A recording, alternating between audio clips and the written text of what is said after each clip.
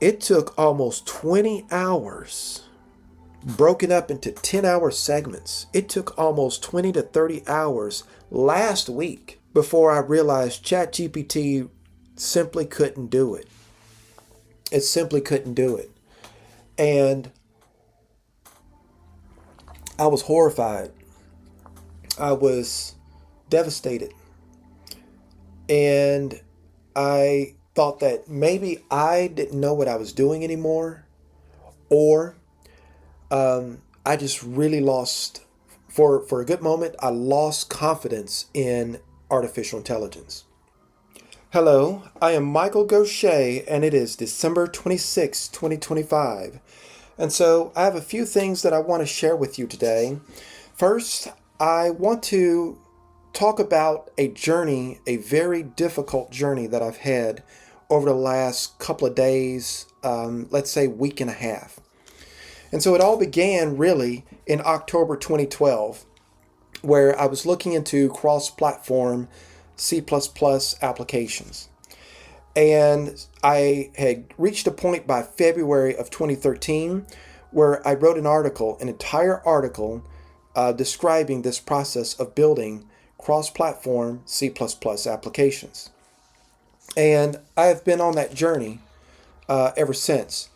The point was not about C++, it was about cross-platform. And so back then I was taking my first steps into this concept of cross-platform. So then by February of 2025, is something about February, I must say, I had written another article where I had gone through a 4-week process from scratch where I said, okay, let me build a inventory barcode warehouse oriented software application in C++ and GTK MM. And that was a very fun, thrilling, and exhilarating process. I learned many things because I was upgrading from GTK 3 to GTK 4. And I had spent an inordinate amount of years, you might say 10 to 13 years, in this process of refining the construction of cross-platform applications using C++ and tools such as GTK and related toolkits. So I had quite a bit of fun with that, and I had developed a tremendous amount of insights. But what is it about cross-platform applications? Well, here's the thing about that. Many times we may build an application that only runs in one operating system. It may run exclusively on Windows. It may run exclusively on macOS. It may run exclusively in Linux. But there is something to be said about the quality of the code when you can think globally about multiple environments. And when people pursued or approached this process, let's say 20 years ago, we had platforms like Qt, that allowed you to build applications across platforms. But as intricate and as sophisticated and well-constructed Qt was and is, there was always a sense that there was something missing. And that's because you have toolkits that are at the beginning of their development. But once certain toolkits like this mature and evolve, you're able to achieve more. You're able to achieve more than you typically would be able to with a single platform toolkit. Because when you can build a robust and reliable toolkit that approaches and addresses the environments and the different requirements of multiple environments, you end up with a much more robust and much more capable technology. So that was one of the things that I saw with cross-platform application development, in that it raises the level of engineering skill that's required to build something that is robust and reliable. So C++ became my tool of choice, or my language of choice, because it was the one that I saw most adapted to rigorous, high performance, very robust software applications across across the board. And I have witnessed people and organizations use C++ to great effect to create applications such as AutoCAD, Photoshop, Microsoft Office, you name it. Many of these applications, they're all written. The most famous ones, they're all written in C++ and C. That includes your web browsers like Chrome and Edge. They're built in C and C++. All of your video games are written in C++. So all the top tier software applications that really get work done on the desktop, they are written in C++. So I was like, I may not care that much about the C++ language in terms of the syntax, but I was able to put that aside and really learn it and get deep with it and use it to build software applications. And over the course of doing that, I adopted C++ right at the point where it was being modernized, where it was being evolved from something that many said did not reflect the best practices of software development or language development. And I was able to grow with it as it was growing in its new chapter, new phase. And during that, I made C++ my own. I had my own approach to it.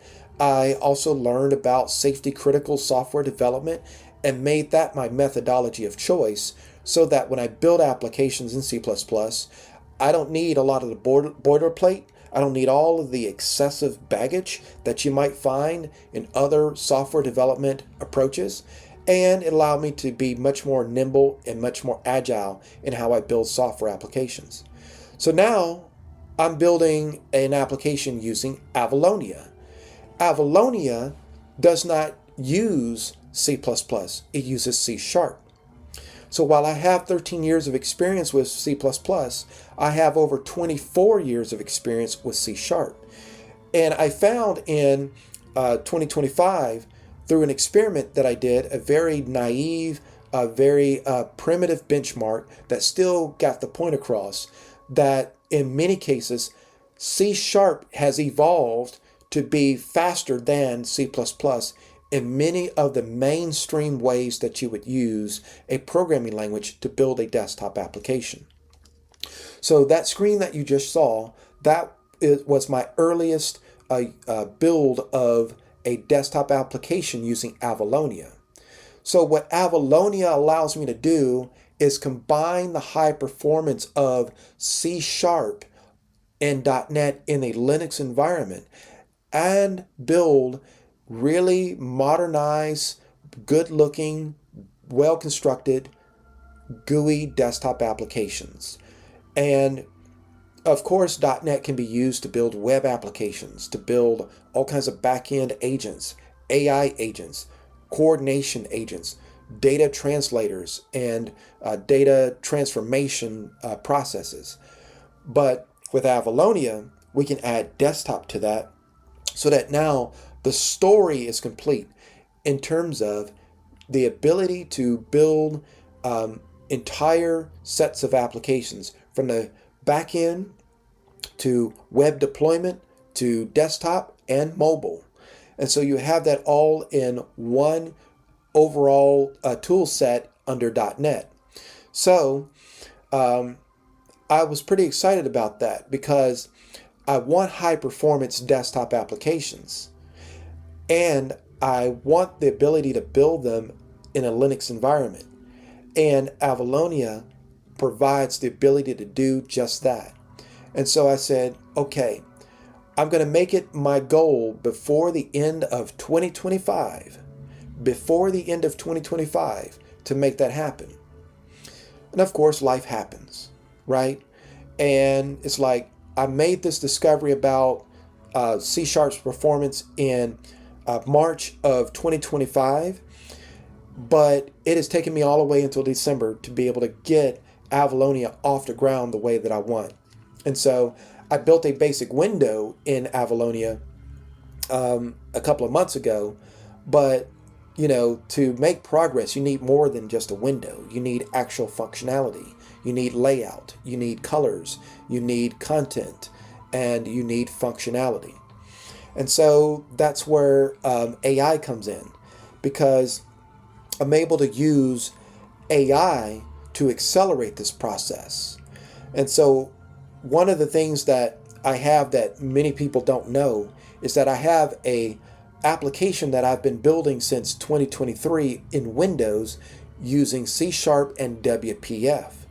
WPF is Microsoft's preeminent and top tier programming environment for building desktop applications in and for Windows, right? But that doesn't translate to Linux until Avalonia. Avalonia is based on WPF in terms of how it's designed. It's a programming framework. It's a toolkit for programmers to build software applications using C Sharp and using .NET in a Linux environment using the same design principles that those that have WPF experience apply in the Windows environment. I've been using WPF since it was released in 2006.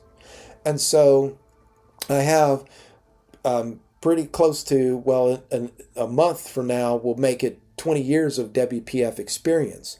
And so I read all the books on WPF as they were released, the books from Ian Griffith, Chris Sells, Nathan something, and Charles Petzo's. Charles Petzo's that 1,000 or 2,000 page book, hardcover applications and something equals code. But anyway, so this is my dialogue with AI.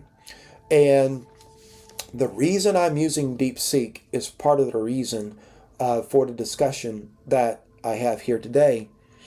And so Avalonia plus C Sharp and SQLite allows you to cover ground on many application categories.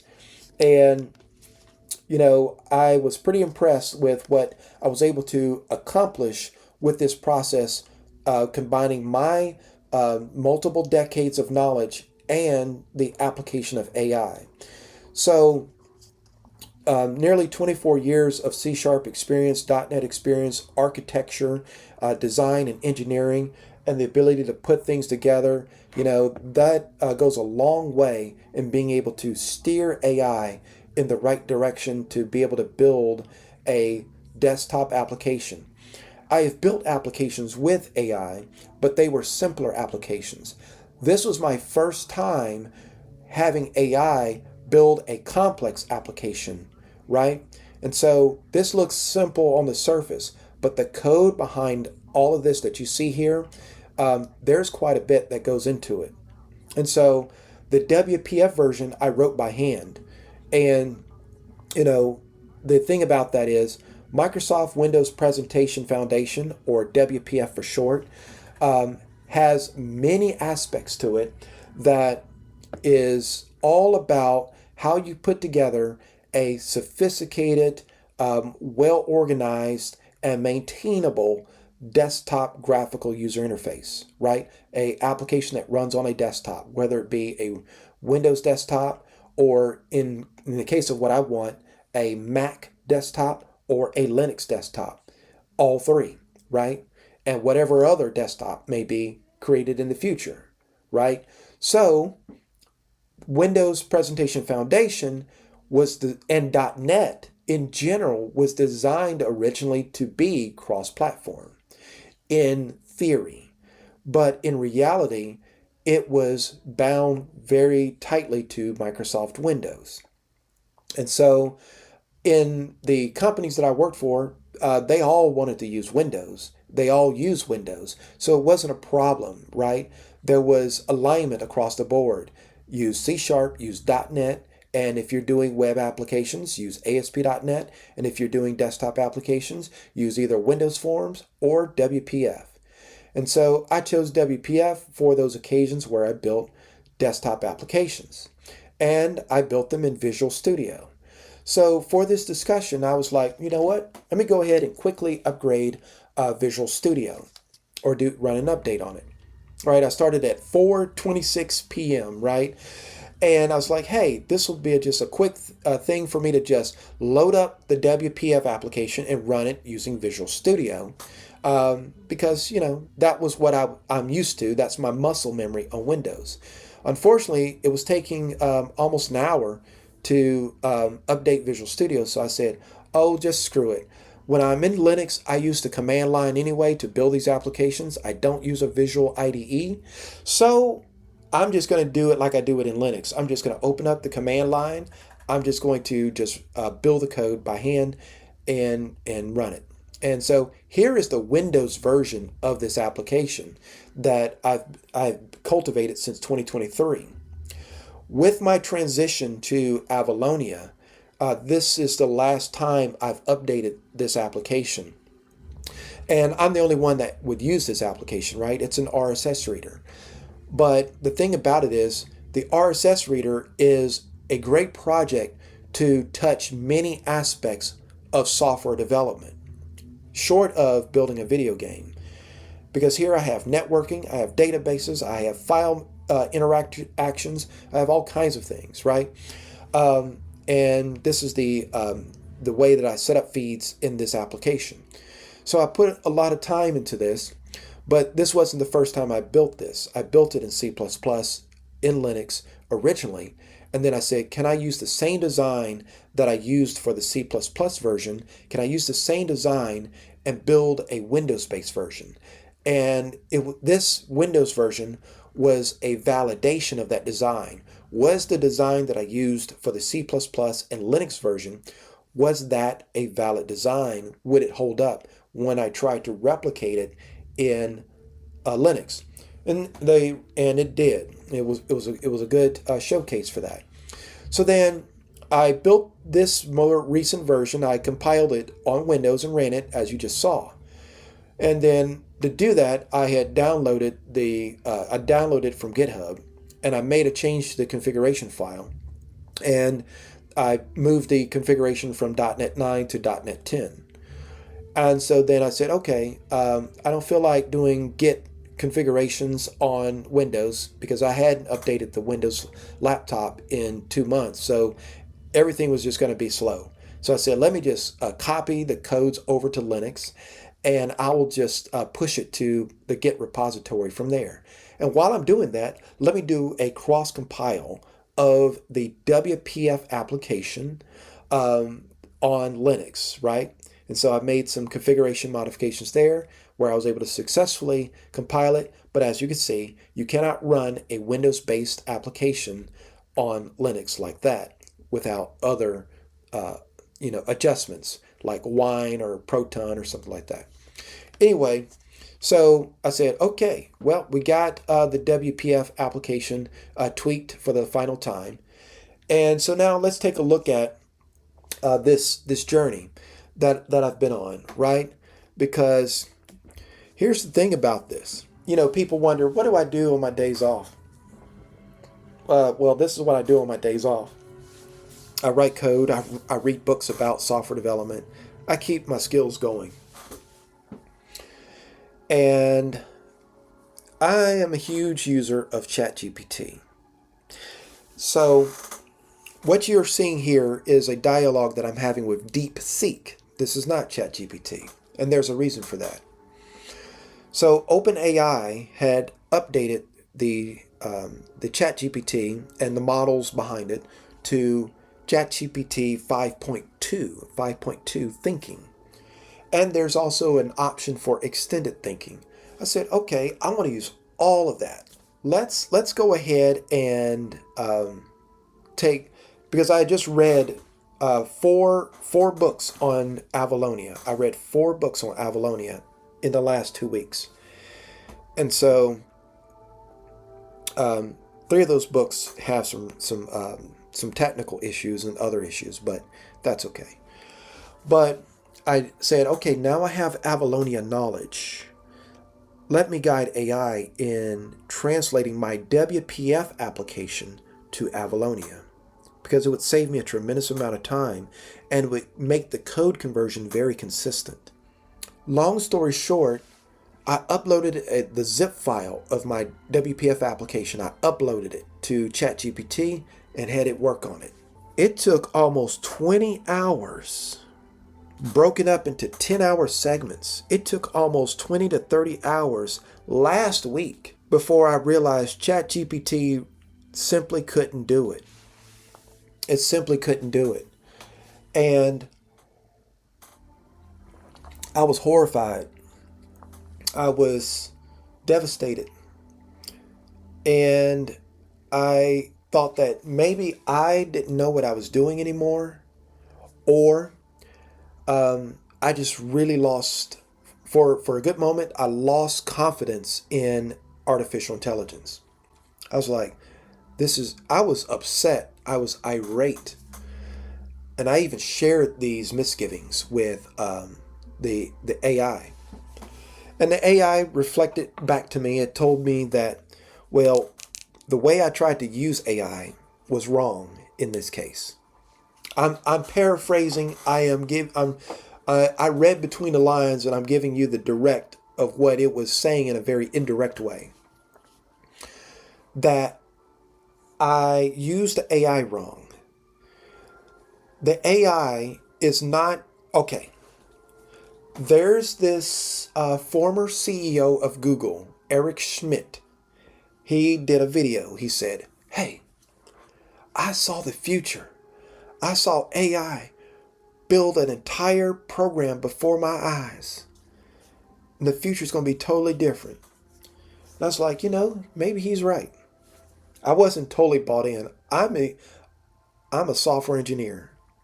I know how these things are built. But I said, you know what? I want to see if I can get an entire program, a complex program, because I don't know what kind of program former CEO of Google Eric Schmidt saw built before his eyes. But I've built programs with AI, and no one would consider those programs to be complex programs. They would be like maybe intermediate, maybe just slightly below intermediate. But yeah, the program that I'm building here, that I've built with AI, this is a complex program. But ChatGPT could not pull it off any shape, form, fashion. I tried everything, and I spent hours. I mean, I would be with ChatGPT for 10 hours straight. 10 hours straight. So when it was all said and done, I ended my ChatGPT subscription. And I decided that, and I did use Google Gemini. Google Gemini had the same problems. So then I gave up. There was like 2 or 3 days where I was like, I will just write this all by hand. I will go hard traditional, and I just won't mess with this anymore. Right? And what you're seeing on the screen right now, all of that is just me going through the iterations with DeepSeek. So I use a variety of AIs, and I cross-check things. And it was DeepSeek that finally laid it on me. And it was that the AIs are statistical machines, first and foremost. First and foremost. Now, I know people use Claude Code and all that kind of stuff. I don't really want a specific AI or a task specific AI, right? I want to do this with a general purpose AI. And if the general purpose AI can't do it, then I'm not interested. Okay, so DeepSeek laid it on me that the general purpose AIs, they are first and foremost statistical machines, and they're not actually engineering tools. They're not actually precision tools. That word caught me right there, precision, because that was ultimately what I was looking at. Because, you know, if I give an entire software application that is fully working, that is built and tested, and I run it myself, and I don't have any issues with it, so that means that all the code that's in that, all you do is you translate it from one environment to another, and it's the same programming language, just a different API. Then, and the APIs are very tightly related, with maybe a 2 to 4% difference in how the APIs are structured. Then the AI should be able to model the original application, model the destination APIs, and translate the source architecture to the destination architecture. Any mid-grade or senior level software engineer can do that. So the AI should be able to do that. But as DeepSeek made it abundantly clear, the AIs at present and maybe never will be able to do that in one shot with a mass of data in real time. In real time. Now, I know there are some discussions about Anthropic creating, reproducing the Slack application. But yeah, that is where you actually did some programming and setup up front to do that. That's different than what I was doing, which is what a typical senior software engineer end user would do, which is I have some code, I have a prompt that describes what I want done with that code. Can you make it? And the answer is no. So, how did I get AI to build an entire software application? Well, the thing of it is that it still took me 10 hours, but it took me 10 hours on December 23rd. So from 1 p.m. to roughly 1 p.m. to about 11 p.m. on December 23rd, I was able to build a full software application with DeepSeek AI, but I had to take an entirely different approach. I had to take each screen and each code module at a time, and I had to be very meticulous. And as you can see on the screen, that's not the way my application looks. My application isn't blue, and it doesn't have the buttons laid out like that, right? So it was a lot of work to get DeepSeek to produce the application in the end state. And the public version of DeepSeek has limits. So I had to do this over 3 chats. I couldn't do it even in a single chat. I had to do it over 3 chats. It was mind-nerving, right? But I persevered. I saw that. So those 2 or 3 days or more where I gave up and I was like, did I waste my time? Somewhere in my subconscious I was processing what I needed to do. And I figured out how to get AI to do this. And some of it was a suggestion from all the AIs, whether it was Gemini or it was ChatGPT or DeepSeek. They all said, we can only do this one little bit at a time. So I was like, okay, if that's the way these tools work, one little bit at a time. Fine. So,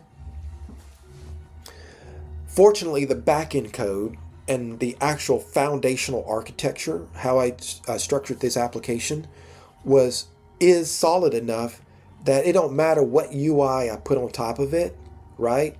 The back end and the foundation is the same. So there was no need to change that code. It was just the way that it looked on one programming platform versus another, right? So that was the migration effort. And doing that all at once challenged the AI. But what I was able to do was take it one little piece at a time, one major screen. So I started out, I said, okay, the look and feel, the actual style information, let's just focus on that. Let's migrate that, right? Next, let's focus in on the actual screen layout. Let's take some of that out of the code and put that into XAML. Because I was like, okay, let me just go back to XAML. Because in the beginning, I used the XAML. And then over time, I evolved to defining the GUI code in code as opposed to XML. So I said, let me go ahead and go back to that original design focus of WPF, but in Avalonia. And so, and piece by piece, and the test was to make sure each step could compile correctly. If it didn't compile correctly, we didn't proceed. So I had to be a very strict tech lead in getting this done correctly. And the lesson I learned in using the AIs is you tell it what to do, but you got to spend significantly more time telling it what not to do. And that, I guess when I'm writing my own code, I automatically know what not to do. So I don't ever have to think like that, right? I'm on autopilot with that. It's more of what should I do, right? And so here it became exceedingly important to set constraints, boundaries, and real limitations and go really hard on that, right? And so because the AIs, they will drift, and the more data you have in the chat and in the context, the more likely they are to drift. They can drift considerably. So I saw what this was, and so yes, I did convert an application over to from WPF to Avalonia. But more than that, I learned that if we're going to use AI, right, then the thing that we need to really understand is that this is not what people originally thought it was going to be. As I said in my early videos in 2023, I believe, and maybe some in 2024, AI is first and foremost a translator. It translates. It doesn't invent. And it doesn't think. This is not a thinking, it's not thought in a machine as people think. Look, it couldn't convert my software application in one shot. This is not Skynet. It is definitely not Skynet. So my long week of failure showed me that, yeah, this is definitely not a thinking machine. This is not Skynet. It's not going to take over the world, and it can't, because it's just incapable of holding coherency with even the most moderate of tasks. But even with all of that, I still find it to be a valuable tool. It's a valuable tool in the right hands when you understand how it works and its limitations. And, I also got into the practice of not even keeping chat history. So as I finish a chat, I would just delete it out. But I'm going to say something controversial here, and that some people may not like what I'm going to say. And that is, if you're going to use these AIs, they are not quick, convenient tools when it comes to text and it comes to data, right? Maybe for images, but when we're talking about important documents, things that have to be important, things that have to be accurate and correct, do not assume that what the AI is putting out is correct, even if you don't know the subject matter. Even if you don't know the subject matter. Because if it struggles with precision, right, then that means that even if it builds a very convincing document, a whole document on your behalf, there's nothing to say that there isn't subtle errors in that document, that output that it produces for you, that you may not detect but could cause problems down the line. So that's my big revelation there. I had already had that revelation, but I went along with the general narrative that was like, hey, you just need a little prompt here, prompt there. It's getting smarter. You don't have to do as much. No, you have to do as much. That much is clear. So in some cases with AI, to the extent that you're going to use this as a translator, or for software engineers as a highly glorified code generator, you have to write the equivalent of an essay document. And so it requires that you have a very strong understanding and connection to process, to thought, to in-depth understanding of the subject, of the outcomes, as well as the ability to have the right constraints in place in what you write. And it's going to be a long form document to make that work. So OpenAI had this idea of custom GPTs. Gemini has this thing called gems, right? That may be a place for that sort of thing. But however you do it, simple prompts, for the most part, the more important the task is, simple prompts don't cut it.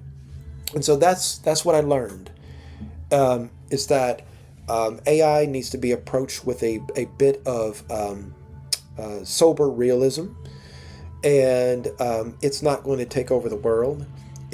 And based on what I'm seeing, it's just another tool that we hyped it up here in the short term, but it's just going to be another tool when it's all said and done, and it's going to drift more into ordinary. And this thing about the jobs being replaced and everything being overturned and all of that, when it all clears up, this thing that they call AI, which isn't the same as movie and Hollywood style AI.